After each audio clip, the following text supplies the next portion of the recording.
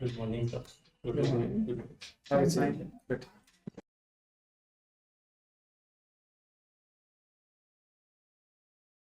किशोर Chand, ji BLEd, जी परिचय दीजिए अपना पहले से। सर, परिचय देने के लिए पहले तो धन्यवाद सर। मेरा नाम किशोर चंद है। मैं उत्तर प्रदेश के चित्रकूट से हूँ। चित्रकूट जनपद। जी सर। मैं एक संयुक्त परिवार से हूँ। मेरे पापा जी किसान हैं, मम्मी गृहिणी है और मेरा एक छोटा भाई है। मैंने प्राथमिक शिक्षा पहले गांव से ही की, तो इसके बाद high school intermediate Baijnath Bharadwaj Saraswati Vidya Mandir से किया। फिर इसके बाद मैंने आगे चल के शिक्षक बनने की सोची, जिसके लिए मैंने ग्रामोदय विश्वविद्यालय से अपने चित्रकूट से ही बीएलएड की डिग्री प्राप्त की, जहाँ से मुझे शिक्षक बनने के लिए अच्छे अनुभव प्राप्त हुए। बहुत बढ़िया। आप केवीएस में ही क्यों टीचर बनना चाहते हैं? मैंने जब 12वीं क्लास की तो मेरा नजरिया अलग था। उम्र कम थी तब ये था कि शिक्षक बनना है, एक अच्छी सैलरी, एक आरामदायक नौकरी है। तब ये सोच के मैंने बीएलएड चालू किया बीएलएड। उसके बाद जब उम्र बढ़ी, 3 साल हुए, जब तीसरा चौथा साल आता है, उस पर तो प्रशिक्षण होता है टीचर। उस प्रशिक्षण के दौरान जब मैंने पहली क्लास ली, जब मुझे लेसन प्लान के तहत जाके पढ़ाने के लिए पहली क्लास मिली, तो कक्षा दूसरी क्लास मिली।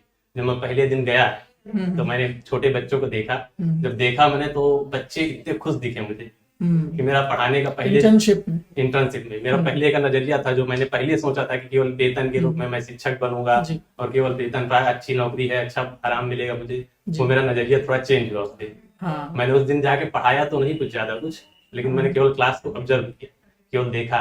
तो जब मैं दूसरे दिन गया तो मैंने कुछ दूसरा सोचा कि केवल लेसन प्लान की हद तक रह के हम कक्षा को अच्छा मैनेज नहीं कर सकते। अच्छा। कुछ और समावेशन करने की हमें जरूरत है उस पर।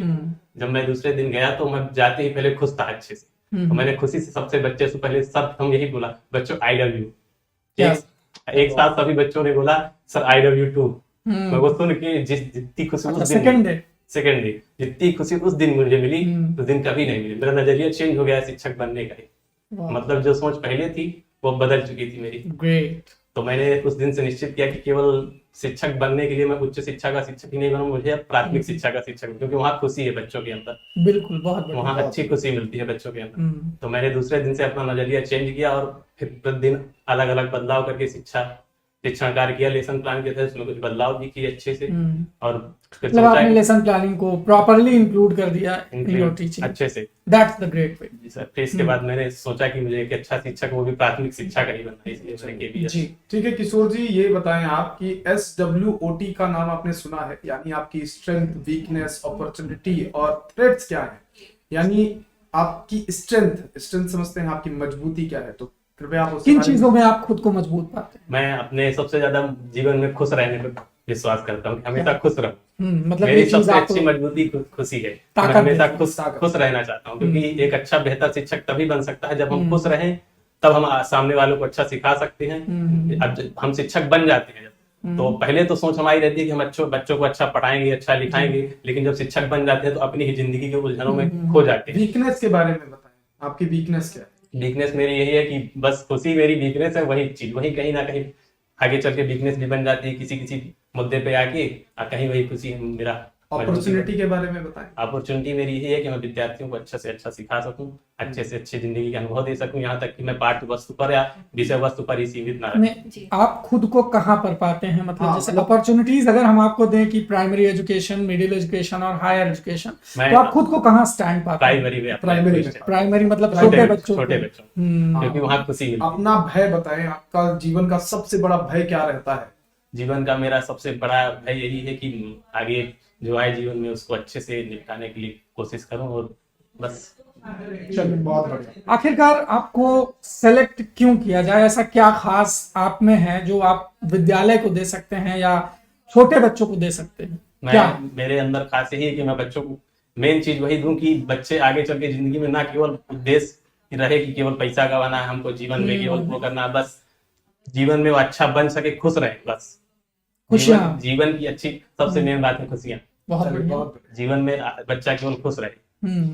अच्छा, शिक्षक, हाँ, शिक्षक की जिम्मेदारी क्या होती है? शिक्षक की जिम्मेदारी, जैसे हमारी जिंदगी में सबसे महत्वपूर्ण 2 चीजें होती हैं। समय होता है, एक जिम्मेदारी होती है, समझ होती है। शिक्षक की सबसे महत्वपूर्ण जिम्मेदारी यही होती है कि बच्चे को समय रहते उन जिम्मेदारियों का एहसास दे सके और अनुभव प्राप्त दे सके। हाँ, समय बीतने के बाद ना वो चीजें, समय होने से पहले ही, समय रहते ही बच्चे को वो समझदारी विकसित कर दे। आप कैसे एक जिम्मेदार शिक्षक बनेंगे? हम जिम्मेदार शिक्षक की समय रहते ही बच्चों के अंदर वो अनुभव, जीवन के वो अच्छे बुरे अनुभव उनके अंदर डाल सके कि वो जीवन में कहीं अटके ना और हमेशा खुश रहें और जिंदगी उनकी अच्छी रहे। बहुत बढ़िया।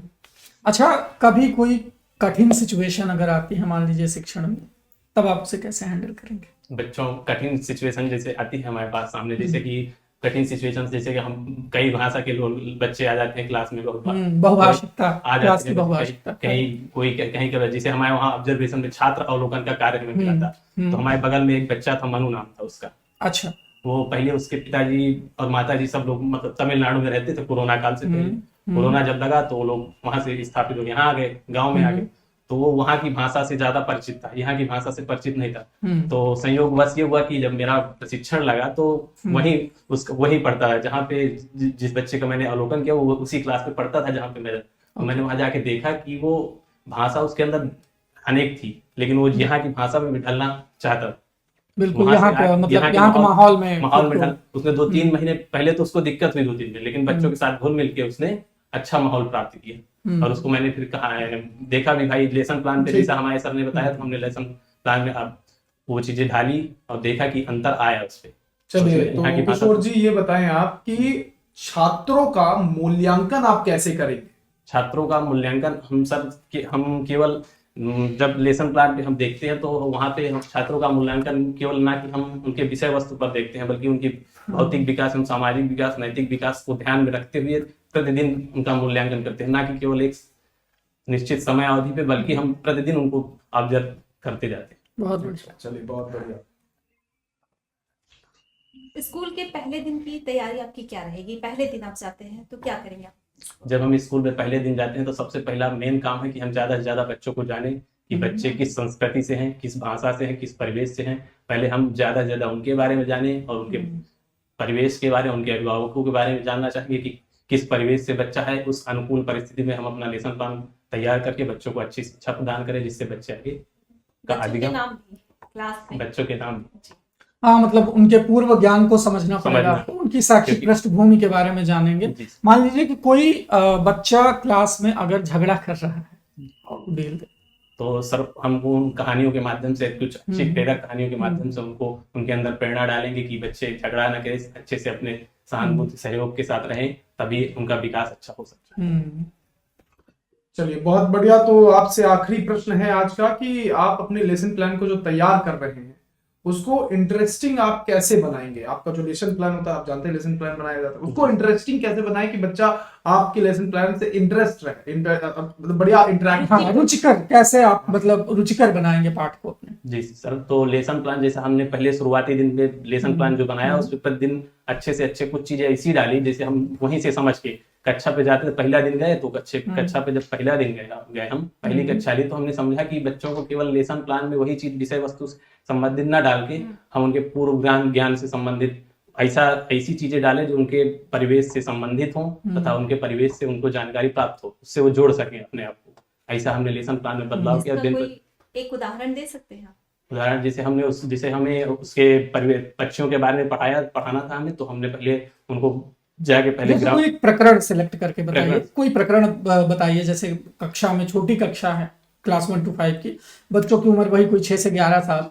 अब इस पर कोई प्रकरण आप जैसे पढ़ाते हैं, जैसे मान लीजिए कि चंदा मामा प्रकरण हो गया, अब इस प्रकरण को कैसे आप रुचिकर बनाना चाहेंगे? इसको रुचिकर बनाने के लिए हम उसकी पारिवारिक ढंग से, जैसे मम्मी उनकी कहानी बताती है चंदा मामा, उसी पारिवारिक ढंग से हम उसको प्रस्तुत करें कि वो बच्चा अपने घर जैसा माहौल पा सके, ना कि उसे ये या तो मान लीजिए कि ठीक है पारिवारिक तो थोड़ा सा अनरियल हो जाता है, अनरियलिटी को रियलिटी से कैसे कनेक्ट करेंगे बच्चे की? हम तो उसे फैक्चुअल नॉलेज देने आए हैं, है ना, हम तो उसे मामा की कहानियां नहीं सुना। तो इस जो बच्चे की घर का बैकग्राउंड की अनरियलिटी थी उसको कैसे कनेक्ट करोगे आप रियलिटी से? रियलिटी वही कहानियों और गीतों के माध्यम से अच्छे से उसको मूर्त चीजों से संबंधित करके उसको रियलिटी करेंगे। यही मूर्त चीजों करेंगे, मतलब कि बच्चे के पूर्व ज्ञान और मूर्त चीजों से आप जोड़ेंगे। ठीक है, बढ़िया। चलिए, बहुत बढ़िया। ठीक है किशोर जी, बहुत बढ़िया। ऑल द बेस्ट आपके फ्यूचर एग्जामिनेशन के लिए, और काफी अच्छा रहा, बढ़िया रहा। थोड़ा सा चीजों को जो है और धारा प्रवाहता फ्लुएंसी को कनेक्ट करिए, दैट्स ऑल। कनेक्टिविटी पे अपना काम जरूर करें आप, कि कनेक्टिविटी आपकी अगर किसी भी बेहतर रहेगी- प्रश्न के आने पर अचानक से घबराना नहीं। यही मैं भी कहना चाहूंगी कि कोई भी क्वेश्चन पूछे जाए तो पहले सुनिए और फिर आराम से उसका सोच कर उत्तर दीजिए। सहज कोई ढंग से, बहुत बिल्कुल। मतलब घबराइए बिल्कुल भी नहीं, आराम से आप इसका आंसर दीजिए।